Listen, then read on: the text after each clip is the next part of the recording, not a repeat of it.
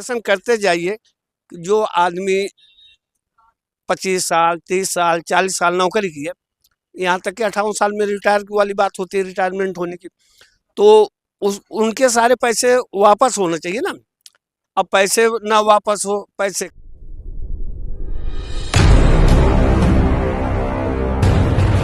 नमस्कार दोस्तों, मैं फूलचंद यादव मिनी संसद में आपका हार्दिक स्वागत अभिनंदन करता हूं। जैसा कि विगत कई दिनों से लगातार आप देखते चले आ रहे हैं कि मिनी संसद के द्वारा हम बेटी प्रिय आदरणीय मनोज सोराजी जी ईपीएस 95 पर विशेष विश्लेषण या नई नई सूचनाओं का संप्रेषण आपको इस चैनल पर बराबर मिलता रहता है। मेरे कहने का मतलब जो आपको ज्ञापित हो चुका है, जो आपको जानकारी है कि जो आपका धरना प्रदर्शन जंतर मंतर पर 30 जनवरी को होना था, वह निरस्त होकर के 31 जनवरी को कर दिया गया है। 31 जनवरी के तो अब आप सोचिए कि जो ईपीएस 95 की डिमांड विगत कई वर्षों से लगातार होती चली आ रही है, लेकिन हुआ हवाया कुछ नहीं। शालीनता और सादगी जो है एक ताक पर उठा करके रख दिया गया। जैसे कि जब कोई युग बेता, क्रांतिकारी, युवा, समाज सेवी कोई निकलकर समाज में आता है तो एक परिवर्तन का दिशा ले लेता है कि परिवर्तन तभी संभव हो पाता है जब कोई युवा, क्रांतिकारी या राजनेता इसमें निकल करके आता है तो एक परिवर्तन की ओर जाता है। मैं कुछ उदाहरण लेकर के आपके सामने रख रहा हूँ। जैसे देश की आज़ादी एक आंदोलन से शुरू हुई, उसमें भी क्रांतिकारी लोग भी पैदा हुए और आंदोलन करने वाले भी संगठित हुए। एक आंदोलन हुआ कि देश की आज़ादी हो गई। फिर एक आंदोलन हाल ताज में हुआ था किसानों का, जिसमें काला कानून थोपा जा रहा था। लगातार किसान अपनी मांगों पर अड़े रहे, जिनके अंदर साहस के पौबारे थे, कभी हिम्मत हारने वाले नहीं थे। यहाँ तक कि आपने सुना है कि 750 किसान उस आंदोलन में शहीद हो गए थे। एक दिन हमारे देश के यशस्वी प्रधानमंत्री को मजबूर होकर के ये कहना पड़ा कि मेरी तपस्या में कमी रह गई, तब जा करके वो हुआ। इस तरह से वो आंदोलन निकल के आया। अभी हाल में हिट एंड रन एक कानून आया था कि जो ड्राइवरों से अगर कोई ऐसी एक्सीडेंटल घटना हो जाती है जिसमें उनको 7 लाख का जुर्माना और 10 साल की सजा दी जाएगी, तो उस पर सभी सारथी ड्राइवर बंधुओं ने मिल करके भारत के कोने कोने में, यूपी, बिहार, राजस्थान, बंगाल, छत्तीसगढ़, मध्य प्रदेश में एकाएक जो है धरना प्रदर्शन चालू हो गया। यहाँ तक कि ऐसे लगा कि भारत की अर्थव्यवस्था जो है डगमगा जाएगी। परिणाम स्वरूप हुआ कि सरकार को अपने कदम जो है पीछे करने पड़े।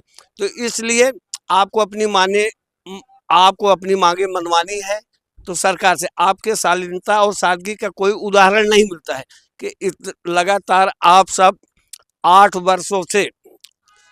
वर्षों से धरना प्रदर्शन कर रहे हैं ईपीएस 95 पेंशन की बढ़ोतरी के लिए। आज जो पेंशन कुछ लोगों को मिल रही है वो जो है 1000, 1500, 2500, 3000 इस तरह से।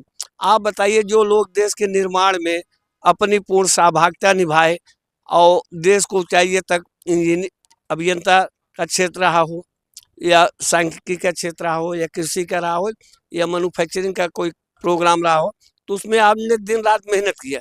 जब आपको नौकरी देते समय एग्रीमेंट किया जाता है कि आप जो तनख्वाह आपकी निर्धारित की गई है इसमें से 12% आपके काट लिए जाएंगे, जिसमें 470, 571, 800, 1200 रुपये इस तरह से पैसे आपके हर महीने कटे। अब आप कैलकुलेशन करते जाइए, जो आदमी 25 साल 30 साल 40 साल नौकरी की है, यहाँ तक कि 58 साल में रिटायर वाली बात होती है, रिटायरमेंट होने की, तो उनके सारे पैसे वापस होने चाहिए ना। अब पैसे ना वापस हो, पैसे कट गए। जब ये आश्वासन में होता है कि जो आप कंट्रीब्यूट कर रहे हैं पैसे, इसका उतना ही सरकार देगी, आपको एक मुफ्त पैसे मिलेंगे और फिर उसके बाद आपको पेंशन मिलेगी। पेंशन के नाम पर कब कितना ठगा गया, आखिर सरकार को हो क्या गया? सरकार इस पर सुनवाई क्यों नहीं कर रही? अब आने वाला लोकसभा का चुनाव 2024 का वो सामने है। थोड़े दिन बाद आचार संहिता लागू होगी, तो जब आप अपनी बात उनके सामने रखेंगे तो यही होगा कि आप एक बार फिर सरकार बनवाइए, इस बार आपका काम करेंगे। क्योंकि 2013 में जब प्रकाश जावड़ेकर भारतीय जनता पार्टी के प्रवक्ता थे तो उन्होंने आश्वासन दिया था कि कमांडर साहब अशोक राउत जी, आप घबराइए मत, इस बार ईपीएस 95 यानी पेंशन की बढ़ोतरी की मांग आपकी पूरी कर ली जाएगी, जिसमें वीरेंद्र सर भी और भी सहभागी लोग जो है एनएसी कमेटी में जो है थे, लोगों ने कहा चलो ठीक है। इस तरह से धीरे धीरे करके 8-9 साल का समय बीत गया। कोई मामूली समय तो नहीं होती है ना। अब ईपीएस की डिमांड करने में पैसे के अभाव में आप ये मान लीजिए कितनी जिंदगियों की अवधि कम हो जाती है, जिनको जो है 70-80 साल तक जीना है, लेकिन ये दवा के अभाव में और पोषक तत्वों के अभाव में, मल्टीविटामिन की कमी से उनके रेस्पिरेटरी ऑर्गन में कुछ प्रॉब्लम आ जाती है, डाइजेस्टिव सिस्टम में कुछ प्रॉब्लम आ जाती है, ग्वाइट पेन मास्कुलर, यानी एक बुढ़ापा जो खतरनाक जीवन जैसे हो जाता है, हो जाता है।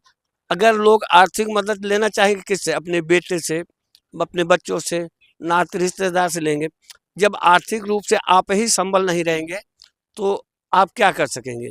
तो ऐसे कंडीशन में इस बार जो है 31 जनवरी को इसी जंतर मंतर पर आप सबको जो है इकट्ठा होना है, इकट्ठा होकर के अपनी बात को रखना है। यह सबसे अच्छी बड़ी बात है कि आज तक आप लोगों ने किसी प्रकार का राष्ट्रीय क्षति नहीं अपनाया, क्षति नहीं किया, चाहे रेल रोको आंदोलन हो या कोई तोड़ मरोड़ का हो या चक्का जाम का हो, इस तरह से आंदोलन के रूप दिए जाते हैं ना।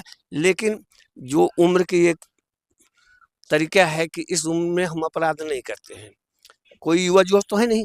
ये हमें भी मालूम है, आपको भी मालूम है कि आप लोग जो है दूर दराज से आते हैं, कोई उत्तराखंड से आता है, कोई हिमाचल से आता है, कोई मध्य प्रदेश से, कोई गुजरात से, कोई बंगाल से।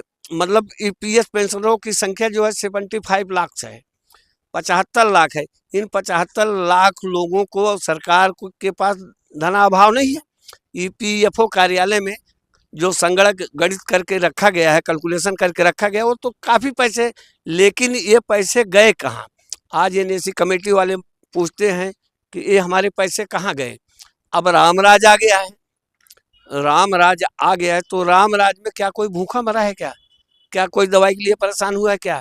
क्या जिंदगी जीने के लिए घुट घुट के जीना पड़ा है क्या? अच्छा है, हम सब प्यार करते हैं कि रामराज जैसे सब कुछ होना चाहिए। रामराज में सब कुछ जो है संपन्नता, भाईचारा, प्रेम, स्नेह की बातें सब होती है, लेकिन किसी को दुख नहीं पहुंचाया जाता, किसी को कष्ट नहीं पहुंचाया जाता। आपस में प्रेम होता है, स्नेह होता है, बंधुत्व की भावना होती है, लगाव होता है। पति पत्नी के रिश्ते में मिठास होता है, भाई बहन के रिश्ते में जो है एक लगाव होता है, लगाव से बनता है। सभी रिश्तों की एक मर्यादाएं बनी होती है। अगर आज भगवान श्री रामचंद्र जी पुरुषोत्तम बोले जाते हैं तो उनके चरित्र में जो है बहुत ज़्यादा खास विशेषता थी। उन्होंने अपने जीवन को माता पिता के प्रति समर्पण का जीवन दिखाया, भाई के प्रति समर्पण का जीवन बताया, इष्ट मित्रों के प्रति समर्पण का जीवन दिखाया और दीन दुखियों के प्रति अपने आप को समर्पित दिखाया, सेवा का भाव रखा है। तो रामराज में ये होना चाहिए, जो पीड़ित हैं, जो परेशान हैं, जो उपेक्षित हैं, उनकी कद्र किया जाए, उनकी भावनाओं को कद्र किया जाए और उनको सम्मानजनक जीवन जीने का एक अधिकार दिया जाए। मूलभूत दैनिक जो आवश्यकताएं हैं उस पर भी ध्यान दिया जाए। आप बताइए, आपको खुद बताना होगा, सोचना होगा गंभीरता के साथ कि ईपीएस 95 क्या है। सरकार अगर एक मुफ्त जोड़ करके इनके पैसे दे दे तो भी अच्छी बात है, चलो तो अच्छी बात है।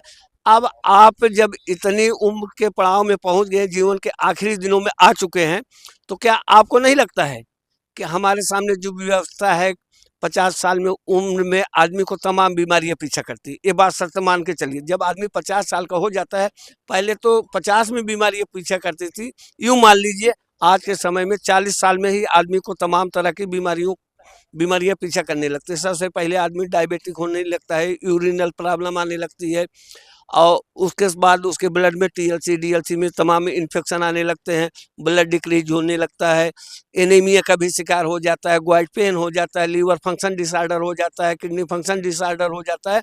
यानी कई बार आप देखिए ना कि एक साधारण सा बुखार आ जाए तो बुजुर्ग लोग झेलते, चलो कल से आ रहा है ठीक हो जाएगा, तब तक पता लगता है वो इन्फेक्शन के शिकार हो गए और एपिटाइट उनका जो है लॉस हो गया, एनीमिया बन गई। तो अगर हमारे ऑर्गन्स ठीक से नहीं काम करेंगे, पैसे के अभाव में हम अपनी दवाइयाँ और पोषक तत्व भोजन के नहीं कर पाएंगे, तो हमारा जीवन तो एक दूसरे के ऊपर निर्भरता पर आधारित हो जाएगा। हम निर्भर होकर जीने के लिए कि बेटा पैसा दे, बहू पैसा दे, भाई पैसा दे, चाचा पैसा दे या पड़ोसी मदद करे तो हम अपना इलाज कराएं। आप बताइए, जो सरकार पेंशन दे रही है ईपीएस 95 वालों को, उस पेंशन से क्या आदमी अपना इलाज करा सकता है या अपनी पत्नी का इलाज करा सकता है? या आपको जानकारी है, जैसे कि हर रोज हम बताते हैं कि एक घर परिवार चलाने के लिए काफ़ी पैसे की ज़रूरत पड़ती है, सरकार बहुत कम पैसे दे रही है। आपकी जानकारी में हो चुका है कि सुप्रीम कोर्ट का आदेश हो चुका है कि इन पेंशनरों को 7,500 रुपये दिया जाए और प्लस डीए दिया जाए और पत्नी के इलाज के खर्चे दिए जाए। कोई बहुत बड़ी डिमांड तो है नहीं, ना ये कर्ज स्वरूप मांगा जा रहा है। मांग तो रहे लोग अपने हक की लड़ाई, जो संवैधानिक है, जो 1995 में विधेयक ला करके पास किया गया था। इधर 2023 में सुप्रीम कोर्ट नई दिल्ली, जो आप जानते हैं, यहाँ से आदेश भी पारित हो गया है, फिर भी सरकार अपने विचारों का क्रियात्मक रूप नहीं दे पा रही है। कितनी विडम्बना की बात है। अब आप देखिए कि किस तरह से बेटी प्रिया, हमारे आदरणीय मनोज सोराजी जी लाइव कला करके आपको सारा विश्लेषण करके बताए। हम भी आते रहते हैं, आपको बताते रहते हैं। हमारा अब हम इस विश्वास पर यहाँ तक आ गए हैं कि इतनी प्रबलता कभी 8 सालों में नहीं दिया गया प्रचार प्रसार का माध्यम कि हाँ 31 जनवरी को फिर से ये धरना प्रदर्शन चालू होने वाला है, पेंशनर आएंगे। इस तरह से धरने प्रदर्शन तो कई हैं, लेकिन सरकार ने जो ईपीएफओ कार्यालय में पैसा जमा है वो गया कहाँ? इसी बात को धरना प्रदर्शन करके बातें मनवाई जाएगी, या स्वर्णिम अवसर कहा जाए, सौभाग्य का अवसर कहा जाए कि चुनाव नजदीक है, सरकार ने सारे काम लगभग अपने लक्ष्य के पूरा कर लिए कि कौन सा काम करना है, किसका शिलान्यास करना है, कहाँ उद्घाटन करना है, क्या क्या करना है। 5 साल के अवधि में जितना सरकार को काम करना था उतना पर्याप्त काम की है। अब शेष काम बचा है पेंशनर की। अब पेंशनर के मामले में 3 बातें आती हैं। 3 बातें ये हो जाती हैं। ईपीएस 95 जो पेंशनर अपनी पेंशन की बढ़ोतरी की मांग कर रहे हैं, NPS new pension scheme, OPS old pension scheme, पुरानी पेंशन खत्म होकर के नई पेंशन स्कीम लाई गई। अभी एक सूचना मैं आपको और बताऊं, राजस्थान में अभी जो सरकार बनी है तो वहाँ पर पहले ओपीएस दिया जाता था, तो ओल्ड पेंशन स्कीम का अगर आपकी तनख्वाह जो है 15,000 रुपये है, जब आप रिटायर होंगे तो आपको जो है 7,500 रुपये पेंशन मिलेगी, ओपीएस में होता था। उसके बाद यदि संजोग बस किसी कारण बस आप दुनिया में नहीं रहे तो आप पर जो आश्रित पत्नी है या बच्चे हैं उनको जो है 3,500 रुपये जो है पेंशन मिलेगी जीवन गुजर बसर करने के लिए। तो मित्रों, ये सारी जानकारी आपको है। अब मैं फूलचंद यादव आपको बराबर विश्लेषण के माध्यम से सूचित करता रहता हूँ। आपके इस आंदोलन में सक्रियता निभाने के लिए, सहभागिता निभाने के लिए अपना पूरा प्रयास करता हूं कि आपको हम सूचित करें, आपके आंदोलन में हम शामिल रहें। आप इतना हमें सुनते हैं, प्रिया बेटी को सुनते हैं, मनोज स्वराजी को सुनते हैं, मिनी संसद में आप सब इतना लाइक शेयर कमेंट करते हैं, तो आप कुछ बताने की बात तो रह नहीं गए। आज 27 तारीख हो गई, 3 दिन बाद जो है आपका धरना प्रदर्शन है। हम आपसे आग्रह करेंगे कि इस बार जब आप आए, थोड़ा तापमान में जो गिरावट थी वो थोड़ा तापमान बढ़ने लगा है, कि जो ऐसा लग रहा था कि ठंड भीषण की पड़ पड़ रही है, इतनी ठंड पड़ रही है कि हड्डियां तक सिकुड़ जाए। आप बैठे दिल्ली में महसूस हो आपको शिमला, तो ऐसे में अब नॉर्मल टेम्परेचर आ रहा है कि इतने में आप इस ठंडी को बेयर कर सकेंगे। पहले दिन 31 जनवरी का जो धरना प्रदर्शन है, देवभूमि उत्तराखंड से लोग आ रहे हैं। उसके बाद जो है फिर आपको हम बताएंगे कि 31 तारीख के बाद 1 तारीख के कहाँ के लोग आएंगे, 2 तारीख के लोग कहाँ से आएंगे। जैसे कि हमें जानकारी मिलेगी, बीरेन्द्र सर से मिलेगी या कमांडर साहब से हमारी बातचीत हुई है। और एक खबर और आपको बताएं, इस मामले को लेकर के हम कल नई संसद के सामने तक गए थे, देखा जहाँ से राज सिन्हा है कि भारत के सबसे ज़्यादा मजबूत ताकतवर जगह है, वहाँ जाकर के हमने उनकी दहलीज पर आगाज़ किया कि हम आवाज़ आपको उठा रहे हैं और ये जन जन तक पहुँचे। और अनौपचारिक बातें करने के लिए जहाँ हम बैठे हैं, इसके चारों तरफ अच्छे अच्छे सांसद के हैं। विश्वास आप मान चलिए कि हम आसपास मिलने के लिए सबसे जाते हैं, चाय पीकर कहा जाते हैं, मान सम्मान से बड़ा रिस्पेक्ट भी मिलता है। कि जब उनसे कहते हैं कि थोड़ा सा आप बताइए ओपीएस के बारे में, तो कहते हैं इसके बारे में नहीं, आप बैठिए और फिर इसके बारे में सरकार जल्दी कुछ करेगी। लेकिन कैमरे के सामने बात नहीं हो पाती। अब जिनसे जिनसे मिले उनका नाम लेना हम कैमरे पर अच्छा नहीं समझ रहे हैं।